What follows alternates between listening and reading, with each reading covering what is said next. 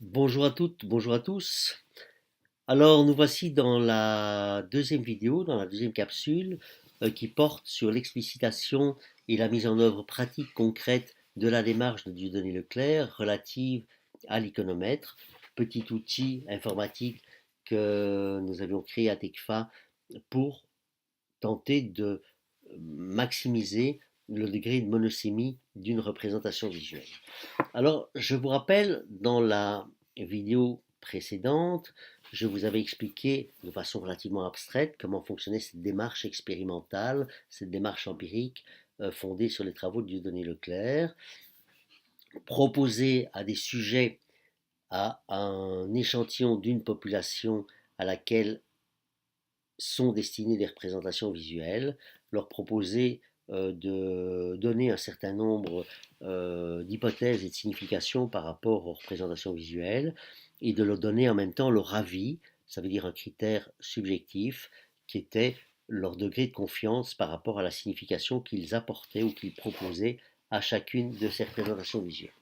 Alors, première image, premier transparent, vous voyez l'interface de cet outil qu'on a développé à TECFA. Cet outil aujourd'hui n'existe plus, il n'est plus fonctionnel parce qu'on a changé de serveur, parce qu'on a changé de système, etc. Néanmoins, la démarche continue à être fonctionnelle. Vous pouvez l'utiliser en faisant des questionnaires, en faisant tous les travaux, tous les calculs qui sont des calculs de moyenne et de pourcentage, donc c'est des calculs extrêmement simples. Vous pouvez les faire à travers, grâce à un fichier Excel, vous pouvez les faire avec votre calculette. Il suffit de présenter des images à des sujets et puis leur dire mais qu'est-ce que ça représente pour vous et quel est votre degré de certitude par rapport à la proposition que vous faites. Mais je vous montre comment ça fonctionnait. On avait donc une interface, on proposait à des sujets échantillons de la population à laquelle est destinée la représentation visuelle, une représentation, et on leur proposait de donner leurs hypothèses relatives à la signification de cette représentation visuelle. Deuxième élément qu'on leur demandait, c'était de dire quel était leur degré de certitude, leur degré de confiance par rapport à la proposition qu'ils faisaient relativement à cette signification. Alors ça veut dire que il disait, ben voilà, vous voyez cette première représentation, c'est une petite maison, on va dire que c'est un phare. Euh, D'autres penseront que c'est une église, d'autres penseront que c'est une maison.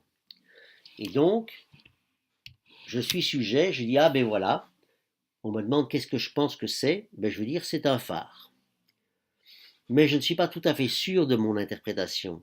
Je me dis c'est peut-être un phare, mais c'est peut-être autre chose. Autrement dit, je vais évaluer, je vais dire je suis sûr à 60% que c'est un phare. Et je vais remplir, ceci est un phare, mon degré de certitude, indice subjectif, c'est effectivement 60%.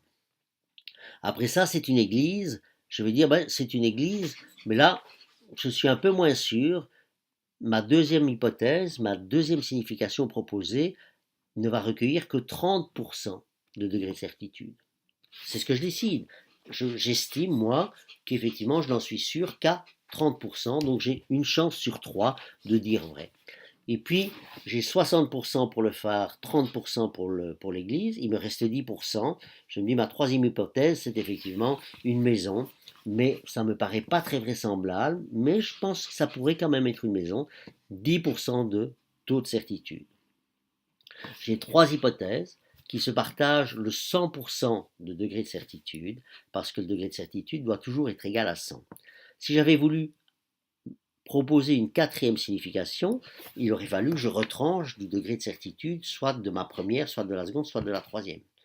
Dans tous les cas, je peux donner autant, je peux formuler autant d'hypothèses que je veux, mais il faut que le total des degrés de certitude affectés à chacune des hypothèses, à chacune des significations que je propose, soit toujours égal à 100. Je change de transparent, je propose le suivant. Dans la démarche de Dieudonné Leclerc, je n'ai sélectionné que deux indicateurs. La fréquence d'une hypothèse ramenée en pourcentage, autrement dit, c'est pour chacune des significations proposées par l'ensemble du sujet, quelle est sa fréquence de cette hypothèse.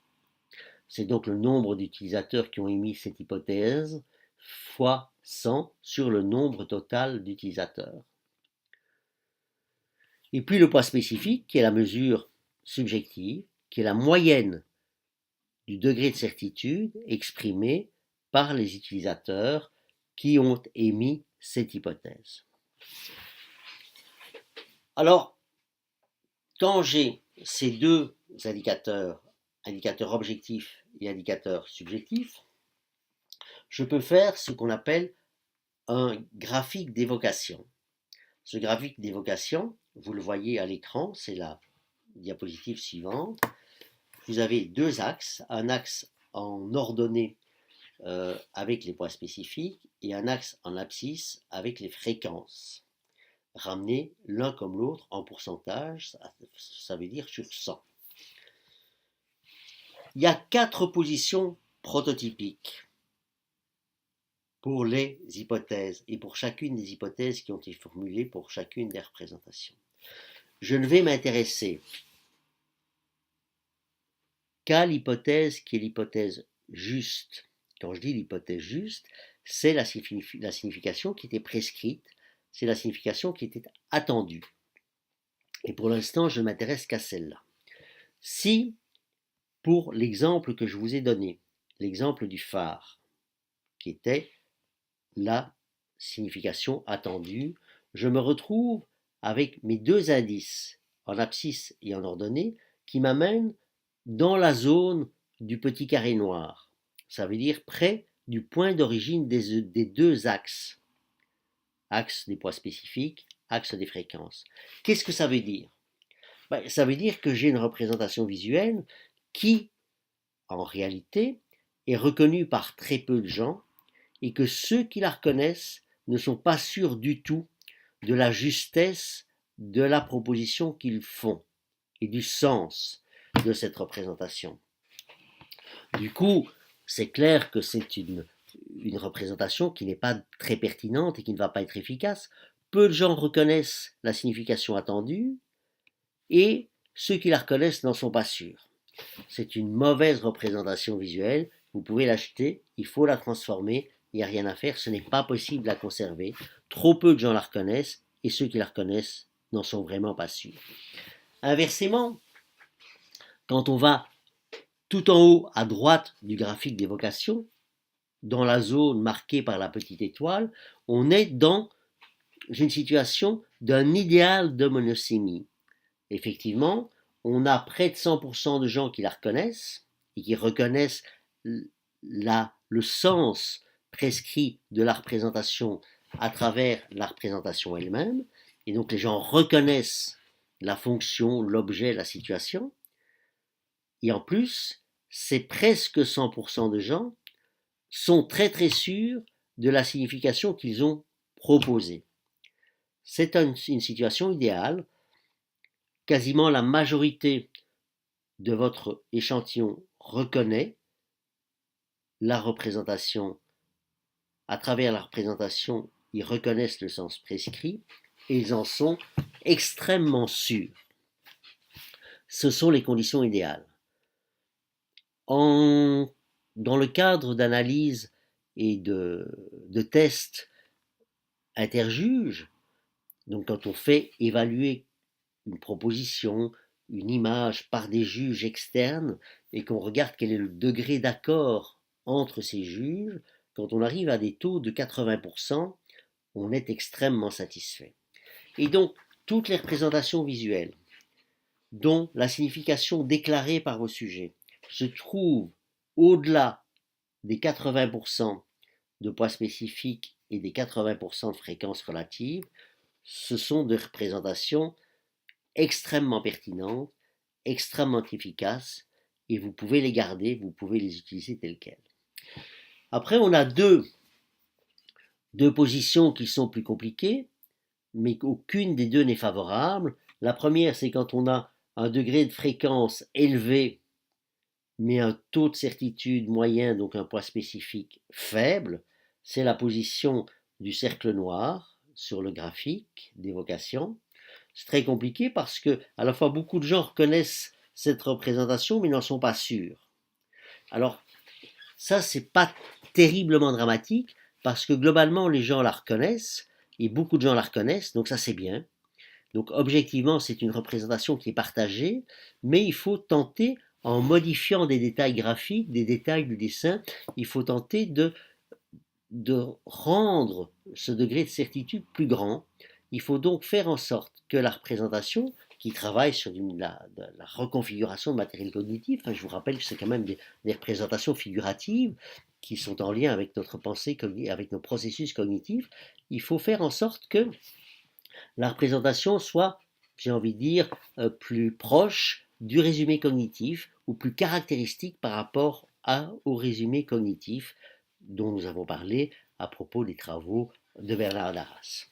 Mais c'est une situation qui n'est pas encore très catastrophique, puisqu'effectivement, globalement, la représentation est bien reconnue, mais avec trop d'hésitation. Il faut donc rendre la représentation plus caricaturale, plus prototypique, pour amener plus de gens à la reconnaître avec plus de force. La situation inverse, qui est celle du triangle noir, est plus complexe parce qu'effectivement, on a peu de personnes qui la reconnaissent, mais ceux qui la reconnaissent relativement bien et relativement fortement, avec beaucoup de certitude. Alors là, c'est compliqué parce que si peu de gens reconnaissent globalement la représentation, c'est que globalement, la représentation n'est pas adéquate. Elle n'est pas pertinente par rapport au groupe. Il y a quelques exceptions qui la reconnaissent, et ceux-là en sont très sûrs, mais ce sont des exceptions. Et donc, c'est globalement aussi une représentation qu'il faut effectivement modifier pour la faire pour faire en sorte qu'elle soit mieux reconnue et qu'elle soit reconnue par une majorité de gens. On ne peut pas se satisfaire d'une représentation qui est très très bien reconnue par une minorité de gens. La communication ne sera pas fonctionnelle ou ne sera fonctionnelle que pour une minorité de gens, et donc vous allez laisser de côté la majorité de votre population, et ça c'est pas un bon plan non plus. Alors voilà, on peut faire la même chose pour les représentations qui sont fausses, pour des significations qui ne sont pas les significations attendues. Si vous avez une signification non prescrite qui se trouve dans la position de l'étoile, ça c'est catastrophique, parce que vous allez avoir une représentation qui induit une signification fausse, qui est partagée par tout le monde, mais qui en plus est convaincante pour la majorité des gens auxquels elle s'adresse. Donc vous avez au fond une représentation qui induit une signification fausse, mais qui est très très convaincante pour tout le monde.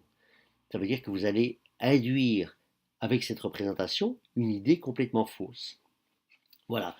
Si vous avez une représentation qui induit une signification qui n'est pas la signification prescrite, qui se situe dans la zone du carré noir, donc près de l'axe d'origine du zéro des deux axes fréquence et poids, ça c'est pas très grave parce que c'est une représentation qui induit une signification fausse, mais qui est partagée par très peu de gens et dont les gens ne sont pas très sûrs. Donc c'est vraiment un phénomène extrêmement marginal et vous n'avez pas vraiment à vous préoccuper de ça. Voilà. C'est en gros les grandes lignes d'interprétation de ce graphique d'évocation. Alors je vous ai donné un URL d'un travail d'analyse qui avait été fait par des étudiants il y a quelques années. Ce travail d'analyse porte sur l'analyse de vignettes, de représentations visuelles destinées à l'apprentissage lexical de la langue allemande, langue seconde en Suisse. Et donc, ce sont des méthodes audiovisuelles d'apprentissage de langue assez classiques en apprentissage de langue 2, puisqu'il s'agit effectivement d'apprendre du vocabulaire à travers des situations ou à travers des objets qui sont représentés visuellement. Vous allez voir, allez analyser, allez regarder ces travaux d'étudiants. Ils ont été faits d'ailleurs à l'époque où l'iconomètre n'existait pas en tant que logiciel, donc ce sont vraiment des démarches qui ont été faites manuellement avec des questionnaires et avec une calculette et avec des fichiers Excel. Donc vous pouvez faire exactement la même chose. Et ça montre bien que l'idée qu'une image vaut mieux que 100 mots est un aphorisme, est un proverbe, est une maxime qui est loin de correspondre à la réalité de l'apprentissage. Vous allez voir que de nombreuses représentations qui sont là n'ont pas du tout été comprises dans le sens qui était attendu et qui était destiné à être découvert pour apprendre le lexique prescrit. Alors, ce qui est intéressant, c'est qu'effectivement, quand on comprend quelles sont les significations erronées qui ont été proposées, mais on peut comprendre comme, quels sont les indices visuels qui n'ont pas été interprétés correctement, et donc on comprend assez vite quels sont les indices qu'il faut modifier. Voilà, je vous laisse au plaisir de découvrir cette espèce de mini-enquête empirique. J'espère que cela vous aura intéressé et je suis sûr que dans la pratique, ça vous sera très utile. Voilà, je vous remercie